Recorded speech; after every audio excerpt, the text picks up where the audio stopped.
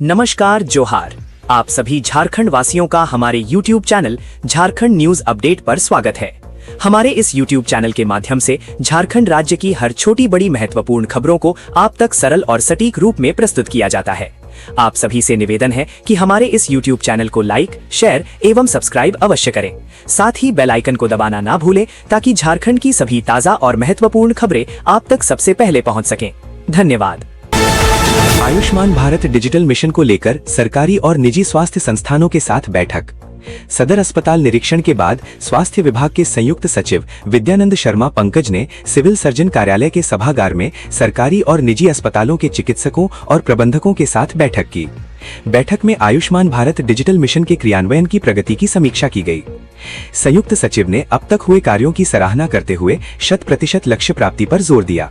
साथ ही कार्य में आ रही तकनीकी परेशानियों को जल्द से जल्द दूर करने के निर्देश दिए, जिससे कि योजना का लाभ अधिक से अधिक लोगों तक पहुंच सके। बैठक का मुख्य उद्देश्य स्वास्थ्य सेवाओं को डिजिटल माध्यम से जोड़कर आम जनता के लिए सुलभ, पारदर्शी और प्रभावी बनाना है। इस दिशा में सभी स्वास्थ्य संस्थानों को सक्रिय भूमिका निभाने के लिए कहा गया। अधिकारियों ने निर्देश दिया कि जिले के हर नागरिक का आयुष्मान भारत स्वास्थ्य खाता यानी आभा नंबर सुनिश्चित किया जाए। यह डिजिटल पहचान पत्र मरीजों को उनके स्वास्थ्य रिकॉर्ड को सुरक्षित तरीके से कहीं भी साझा करने की सुविधा देता है। हेल्थ फैसिलिटी रजिस्ट्री के तहत सभी सरकारी और निजी अस्पतालों, क्लिनिकों और लैब का डिजिटल नेटवर्क पर पंजीकरण करने पर जोर दिया गया। निजी अस्पतालों को HPR और HFR का पंजीकरण 10 मई से पहले पूरा करने का निर्देश दिया गया। झारखंड के पूर्व मुख्यमंत्री अर्जुन मुंडा ने राष्ट्रपति द्रौपदी मुर्मू से की मुलाकात। झारखंड के पूर्व मुख्यमंत्री अर्जुन मुंडा ने आज रविवार को नई दिल्ली स्थित राष्ट्रपति भवन में भारत की राष्ट्रपति द्रौपदी मुर्मू से शिष्टाचार मुलाकात की। इस खास मौके पर उनकी पत्नी मीरा मुंडा भी साथ मौजूद रहीं। मुलाकात के दौरान राष्ट्रपति को गुलदस्ता भेंट किया गया और विभिन्न महत्वपूर्ण मुद्दों पर चर्चा हुई।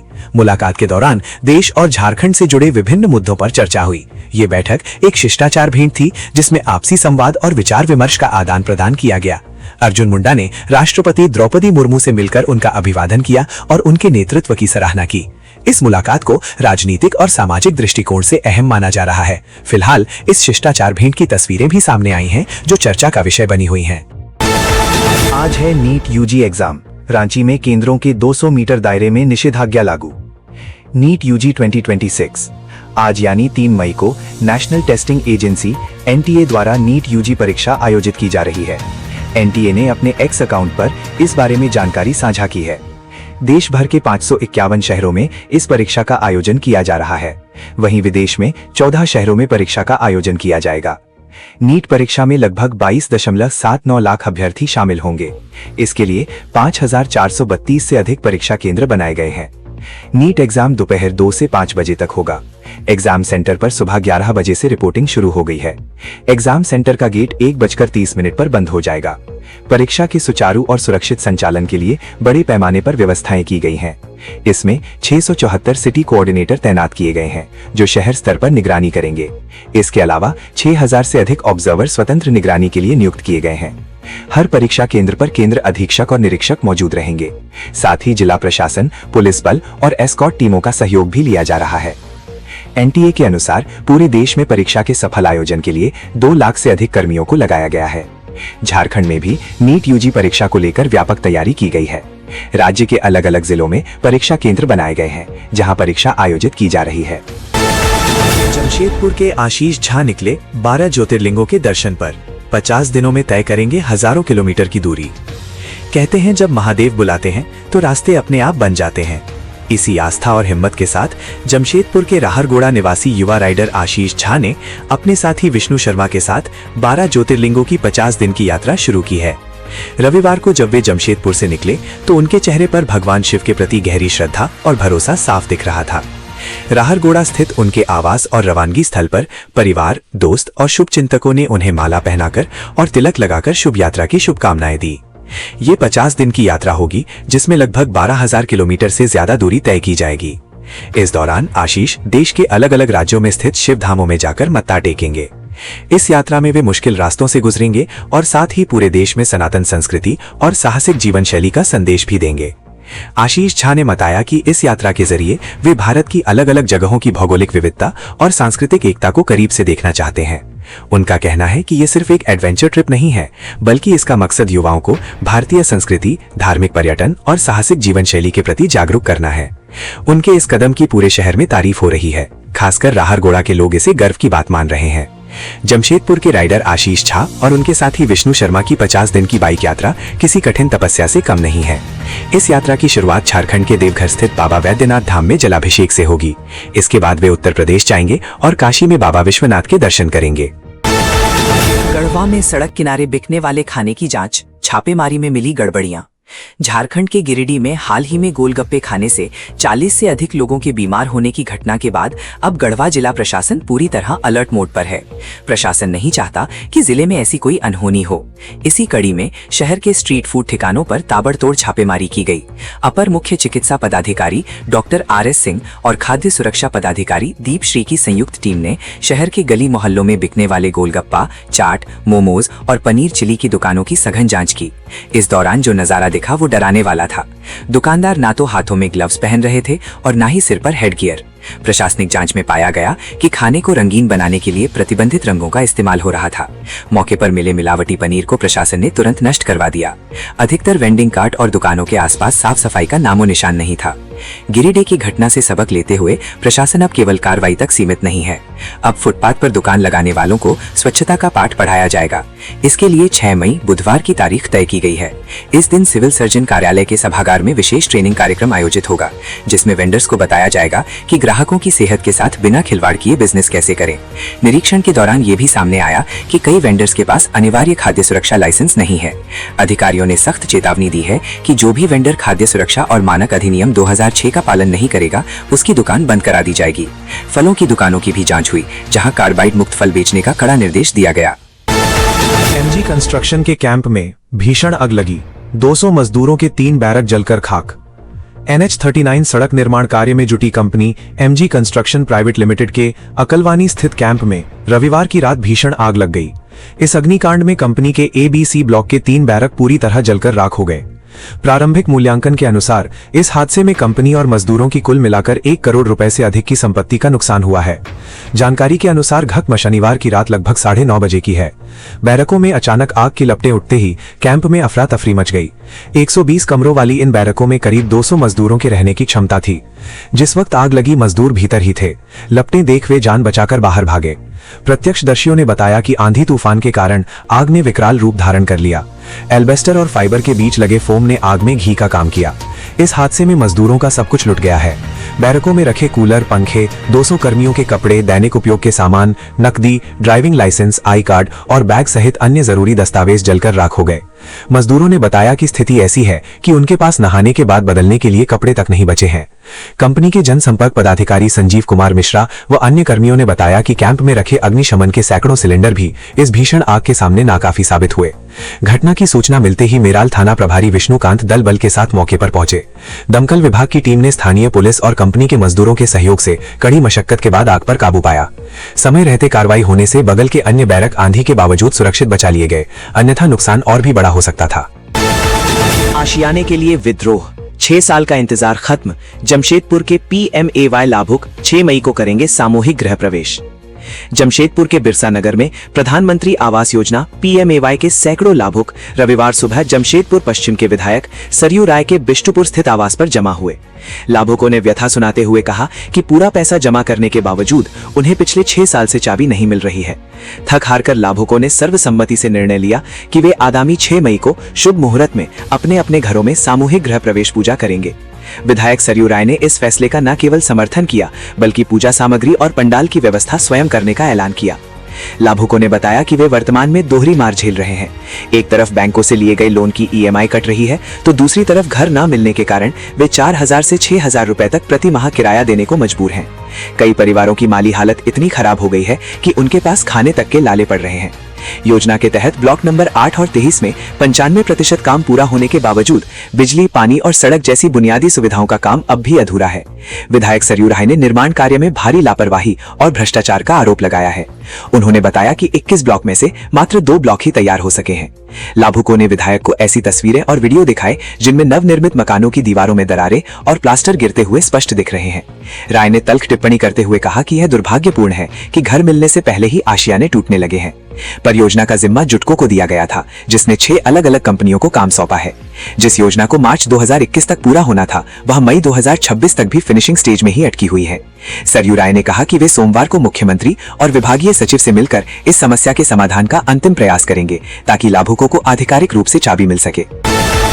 वैशाख पूर्णिमा पर भगवान जगन्नाथ, सुभद्रा और बलराम की विशेष पूजा अर्चना। रामगढ़ जिले के नगर परिषद क्षेत्र के वार्ड 26 स्थित कैथा मंदिर में वैशाख पूर्णिमा के अवसर पर भगवान जगन्नाथ, बहन सुभद्रा और भाई बलराम की विशेष पूजा अर्चना की गई। सुबह से ही मंदिर परिसर में श्रद्धालुओं की भीड़ उमड़ी रही। सुबह 9 बजे भगवान का भव्य श्रृंगार कर मिष्ठान और फल का भोग लगाया गया। इसके बाद दोपहर करीब 12:30 बजे खीर और खिचड़ी का भोग अर्पित किया गया। अपराह्न 3 बजे से इस्कॉन की ओर से कीर्तन भजन का आयोजन किया गया। इस दौरान हरे राम हरे कृष्ण के जय घोष से पूरा वातावरण भक्तिमय हो गया। धीरज पाठक के नेतृत्व में सुंदरकांड पाठ का आयोजन किया गया, जिसमें श्रद्धालुओं ने बढ़ चढ़कर हिस्सा लिया और भक्ति भाव से कार्यक्रम में शामिल हुए। संध्या 4:30 बजे से श्रद्धालुओं ने कतारबद्ध होकर भोग ग्रहण किया। बड़ी संख्या में लोगों ने भगवान का दर्शन कर प्रसाद प्राप्त किया। मुख्य पुजारी भागवत नारायण चटर्जी ने बताया कि वैशाख पूर्णिमा को बुद्ध पूर्णिमा भी कहा जाता है। इसी दिन भगवान बुद्ध का जन्म और ज्ञान प्राप्ति हुई थी।